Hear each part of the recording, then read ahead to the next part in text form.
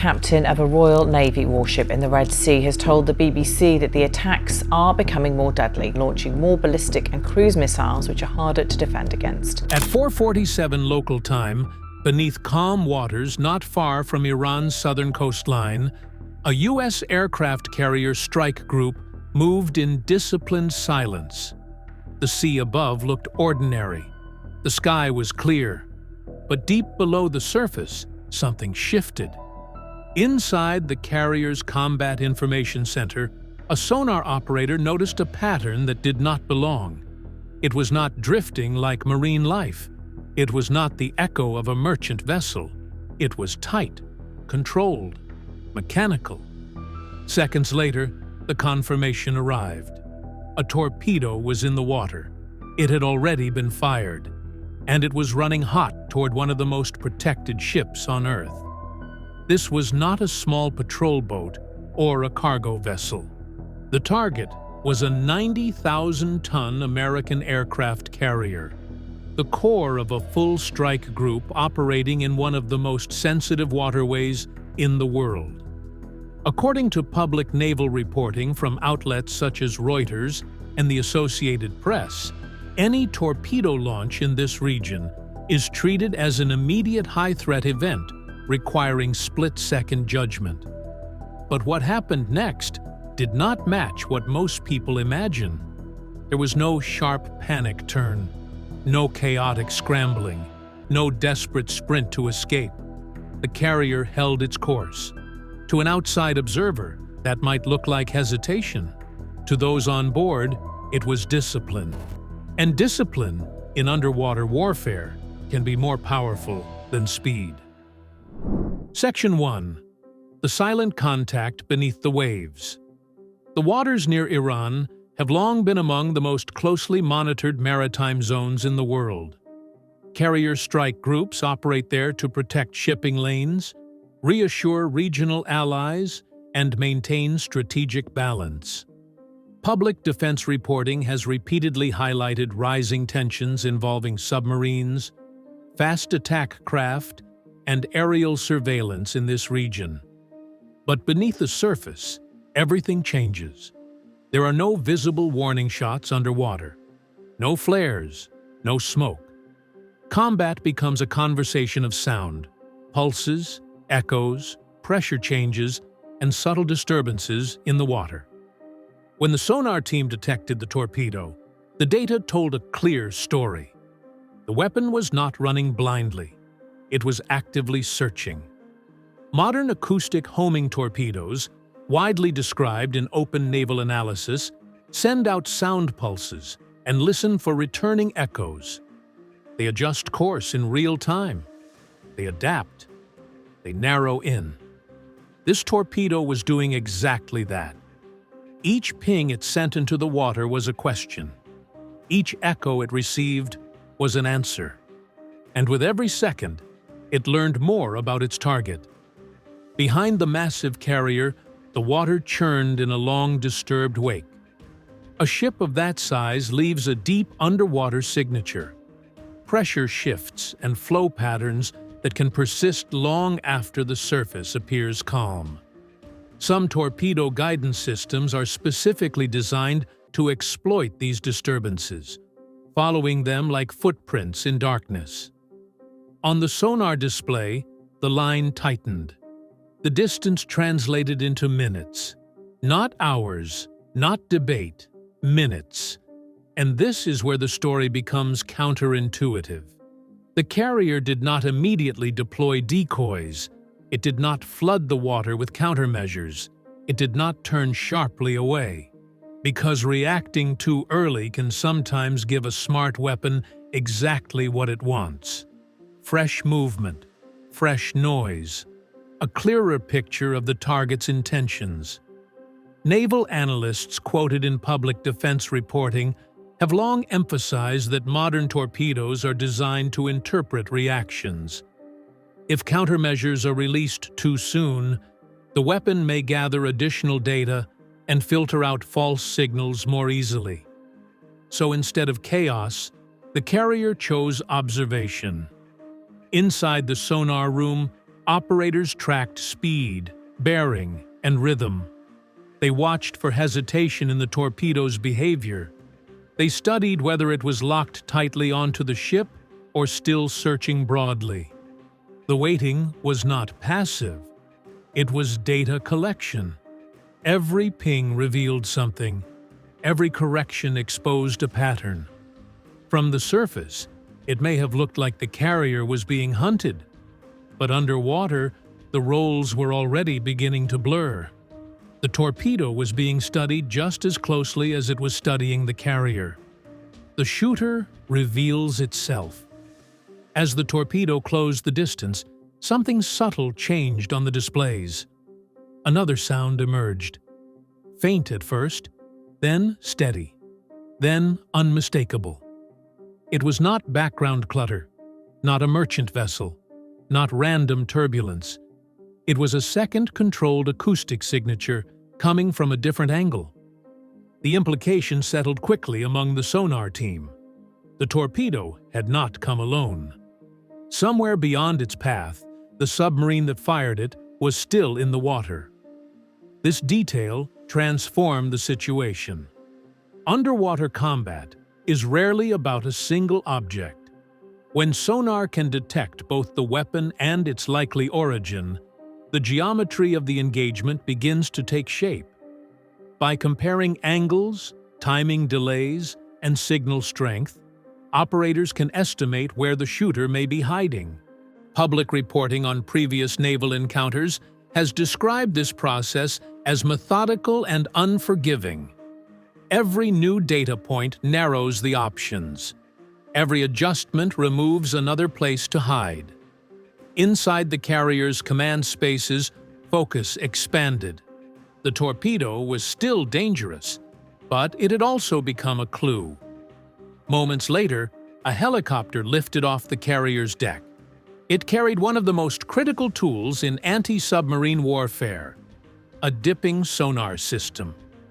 Unlike hull-mounted sensors, this system can be lowered directly into the water from the air, scanning layers beneath the surface far beyond the ship's immediate reach. As the helicopter moved into position, the carrier made a subtle change. It was not dramatic, but underwater, it mattered. The ship adjusted speed just enough to alter its wake. The smooth underwater trail the torpedo had been following began to shift. Flow patterns grew less predictable. Pressure changes multiplied. This was not an escape attempt. It was complication.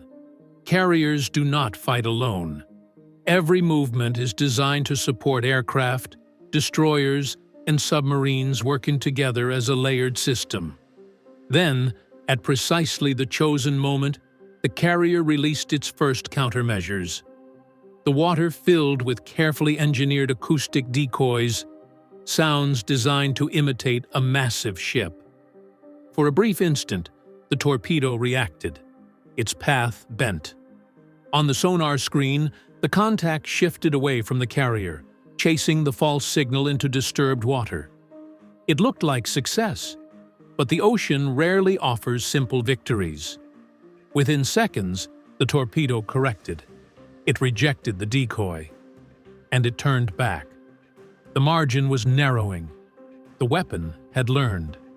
And now, the engagement had entered a far more dangerous phase. The torpedo was coming again. The submarine that fired it was being hunted. And beneath the surface near Iran, a confrontation was unfolding that almost no one above the waves would ever see. When the trap finally closed.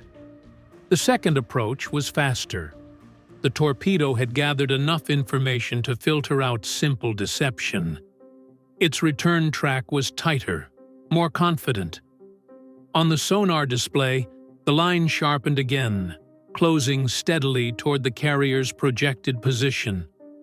Inside the Combat Information Center, tension did not explode.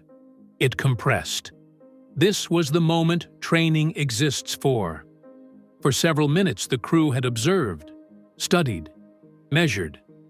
They had allowed the torpedo to reveal its logic. Now they understood how it was hunting, and that knowledge mattered more than raw speed. Modern naval reporting and defense analysis frequently describe advanced torpedoes as pattern interpreters. They do not simply chase noise, they rank signals, they prioritize stability, they look for consistency. So the carrier gave it the opposite. This time, the countermeasures were not released alone. They were synchronized. At a precisely chosen interval, the ship altered speed again, not dramatically, but decisively enough to fracture the smooth underwater geometry the torpedo had been exploiting. Simultaneously, multiple decoys deployed at staggered distances, each emitting slightly varied acoustic profiles. Instead of one false target, the torpedo now faced several, and the water itself became complicated. The wake that once acted like a clean trail was suddenly layered with overlapping pressure changes. Flow turbulence multiplied. Echo returns collided. On the sonar screens, the torpedo's behavior changed almost immediately. Its track jittered. Speed fluctuated. Instead of a smooth, determined run, the contact began to hesitate. Subtle, but visible. This is the moment naval operators wait for. Because once a torpedo begins second-guessing, it enters a fragile state. Public defense analyses have long noted that once guidance systems are forced into constant reassessment, confidence degrades, and without confidence, a homing weapon struggles to commit. Seconds stretched. The torpedo veered toward one decoy, then corrected, then drifted toward another. Instead of converging, its movements grew erratic. Inside the carrier, no one celebrated. They watched. Because underwater, premature confidence can be fatal. Overhead, the helicopter's dipping sonar continued probing. Each lowering into the water created a new acoustic snapshot. Meanwhile, destroyers in the strike group tightened their formation, adjusting positions to restrict possible escape corridors for the submarine. What began as an ambush was now becoming containment. The submarine faced a difficult choice: remain quiet and risk detection through passive tracking, or maneuver and risk revealing itself through noise. Every submarine commander understands this dilemma. Public naval reporting on anti-submarine engagements often emphasizes that once layered sensors converge, the margin for stealth shrinks quickly. Back inside the carrier, the decisive shift appeared. The torpedo's signal weakened, not because it had detonated, not because it had run out of fuel, but because it no longer held a stable solution. Its path wandered. Its corrections grew slower. Then, gradually, the once threatening contact began to lose definition on the display. The weapon was still in the water, but it was no longer hunting effectively. Without a reliable acoustic lock, a torpedo becomes a drifting object in an engineered maze. And that is exactly what the carrier had created. Then it happened. The signal faded into incoherence. No explosion, no dramatic plume, just a slow collapse of tracking data until the contact was no longer relevant. Neutralized, not by brute force, but by discipline, timing, and environmental control. In underwater warfare, victory often looks like silence.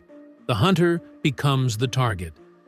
But the story did not end when the torpedo failed. If anything, the real pressure was only beginning, because the submarine that fired it was still somewhere below. The helicopter repositioned, lowering its sonar again in a widening pattern. Surface escorts adjusted their speeds, creating overlapping acoustic coverage zones. Every movement was deliberate, layered pressure. This is a principle often described in public naval doctrine. Threats are not handled individually. They are boxed in from multiple vectors until options disappear. The sonar room picked up it again, faint but present. The submarine's acoustic signature had shifted. There was a slight increase in mechanical noise. It had moved. That decision alone narrowed the search grid. Submarines are most vulnerable when maneuvering. Even small changes in propulsion output can generate detectable differences. Open defense reporting has repeatedly emphasized that anti-submarine operations depend on exploiting exactly these moments. The geometry was closing. From the carrier's perspective, escalation was not the objective. Control was. No missiles were launched, no public announcements made, but the message underwater was unmistakable. The torpedo had failed, and now the shooter was exposed. For several tense minutes, the submarine's signature flickered between clarity and distortion. Whether it attempted to withdraw, reduce power, or sink deeper into background noise was unclear. Then gradually, the contact weakened. Not because it had been destroyed, but because it had retreated beyond reliable detection.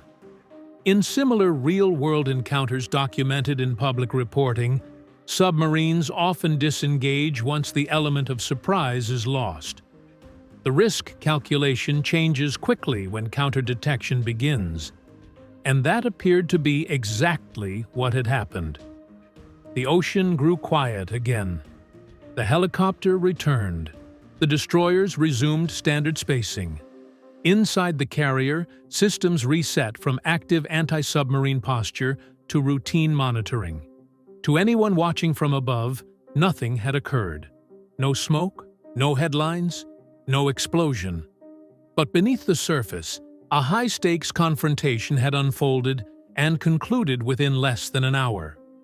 A torpedo had been launched, a carrier had been targeted, a submarine had been pressured, and not a single sailor had lost control.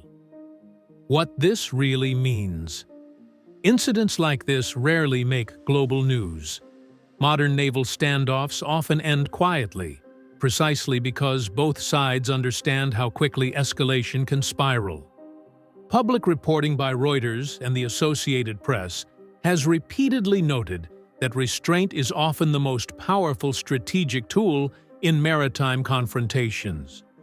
From the outside, it may seem like nothing happened, but from a strategic perspective, everything happened.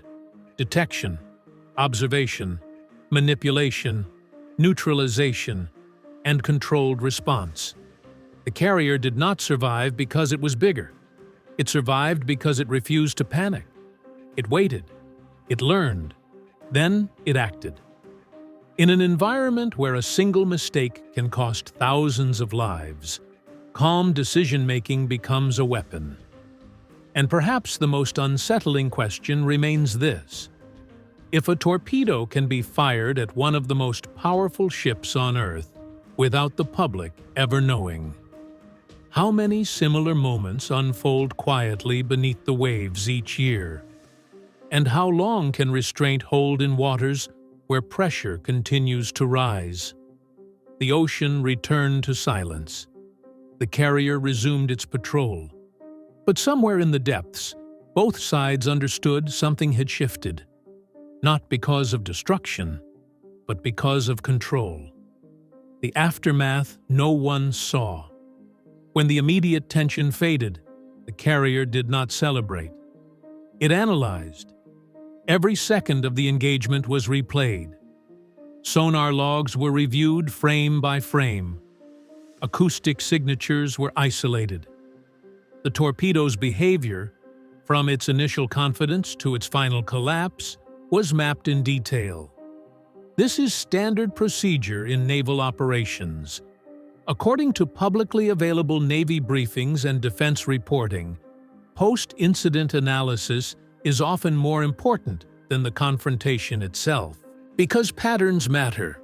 If the torpedo adjusted at a certain frequency, that tells analysts something about its guidance system. If it hesitated at a specific depth layer, That reveals environmental sensitivity.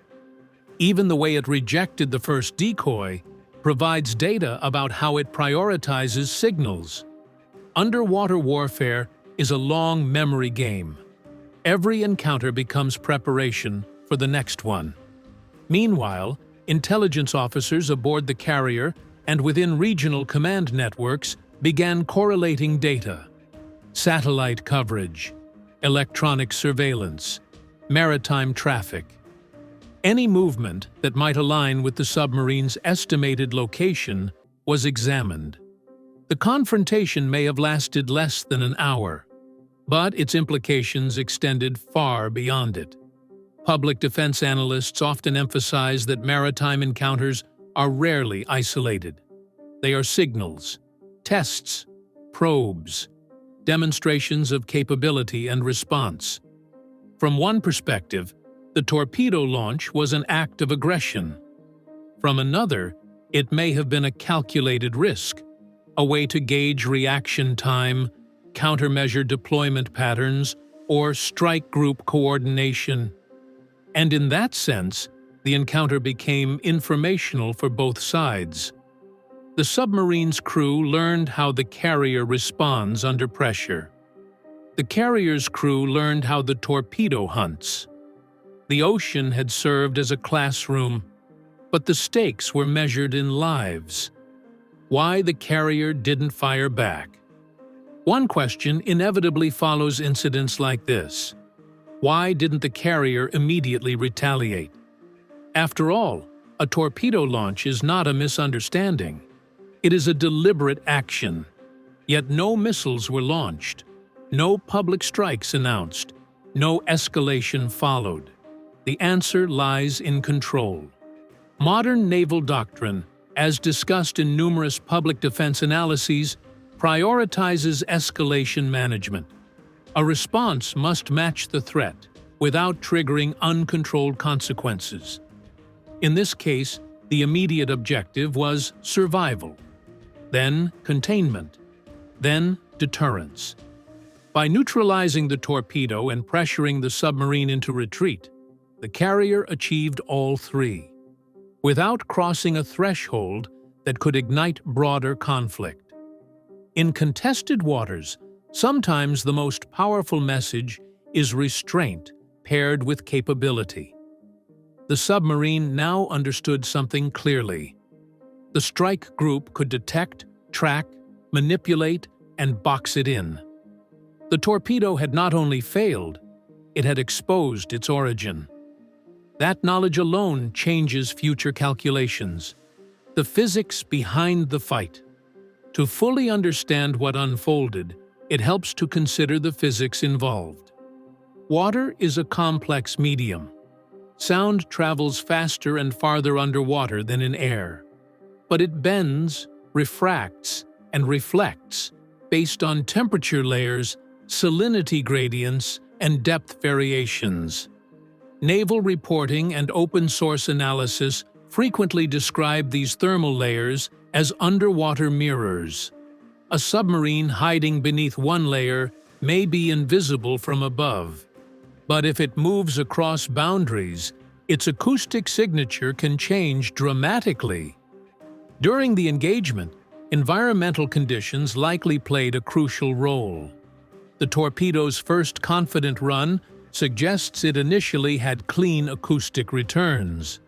The later confusion indicates the carrier successfully disrupted that clarity, not just with decoys, but by reshaping its own wake and exploiting turbulence. Underwater combat is less about explosions and more about geometry. Angles, depth, flow, noise. The carrier turned the water itself into a weapon. And that is why discipline mattered so much. A rushed maneuver could have simplified the torpedo's job. Instead, patience complicated it. The psychological battle beneath the surface. Beyond technology, there is a human dimension rarely discussed. Inside the sonar room, operators knew exactly what the data meant. They understood the potential consequences. An aircraft carrier carries thousands of personnel. It serves as a floating airbase, command center, and strategic symbol. A successful torpedo strike would not just damage steel, it would reshape geopolitical stability overnight. Yet the crew remained controlled. No shouting, no chaos, just steady voices confirming ranges and bearings. Naval training is designed for precisely this environment. Public Navy training materials emphasize repetition under stress, so that when the real moment arrives, reactions are procedural rather than emotional. On the submarine, similar tension likely unfolded. Once the torpedo began behaving erratically, the crew would have recognized the shift. They would have known the weapon was struggling. And once helicopter sonar began dipping overhead, the realization would have deepened. The element of surprise was gone. In underwater warfare, losing surprise is often equivalent to losing advantage. The psychological weight of that shift cannot be overstated. For several minutes, the submarine had been the hunter. Then, gradually, it became the hunted. The strategic weight of a silent victory. When the carrier resumed its patrol, nothing appeared different. Commercial shipping continued. Satellites passed overhead. News cycles remained focused elsewhere. But beneath the surface, strategic balance had been tested. Encounters like this shape future posture. Commanders remember response times. Submarine crews remember how quickly they were tracked. Defense analysts log the patterns. And policymakers quietly reassess risk thresholds.